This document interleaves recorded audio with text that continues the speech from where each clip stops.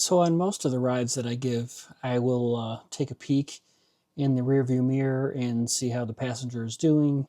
I will take a look back and see if they are uh, playing around on their phone, which happens most of the time, but not always. And then sometimes they're just sort of looking out the window, daydreaming or figuring out what they have to do for the rest of the day. And that's usually when I'll try to strike up a little small talk conversation, ask them how they're doing, what's going on, and so on and so forth. Some of those rides are short trips to the airport, which is what I had the other day. The passenger will come, up to the car with their bags and open the trunk and put their bags in. So it's clear that's what they're up to. But every once in a while, when I pick someone up, it reminds me of how expensive a dream can be. So I picked up a senior from the Eastman School of Music the other day who was flying out of town for a graduate school audition. And apparently this wasn't his first one. He had a list of several schools that he had to visit, and I'm pretty sure that most of them he had to fly out to see. And for most of them, he had to get on a plane and show up for these auditions in person. As we were pulling away, I kind of smiled and I asked him, I hope that some of these schools are helping you with the airfare. It seems like it would be pretty expensive. He didn't really hesitate to respond. He said to me that unfortunately they don't. He wasn't really upset or bitter about it. He wasn't pissed off at all. He just said it like it was matter of fact, and that's part of the program when you're applying to grad schools, especially as a musician.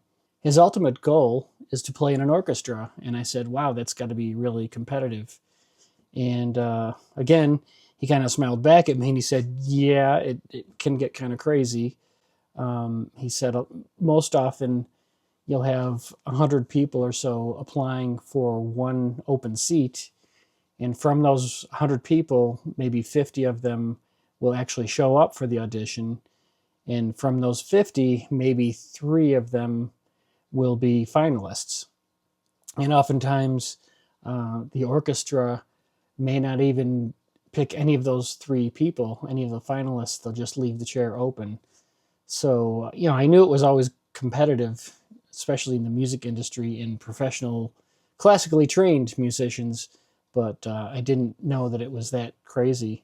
So you have to pay for your flights, you have to pay for your hotels, you have to pay for your meals, you have to pay for your instrument upkeep, you have to pay for your lessons, and you pay in time too. And I kept going back to the airfare comment, and it really wasn't about the airfare.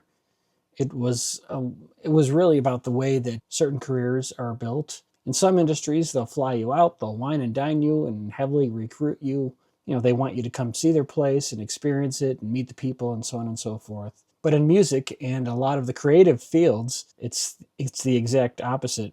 You basically have to prove that you're serious by paying your own way. You have to demonstrate that by absorbing the cost. And if you can't afford it, well, that's just how it goes. That sort of filters out a lot of people, unfortunately, and that's not determined by your level of talent or dedication. It's just a pure numbers game. But again, the student was really focused.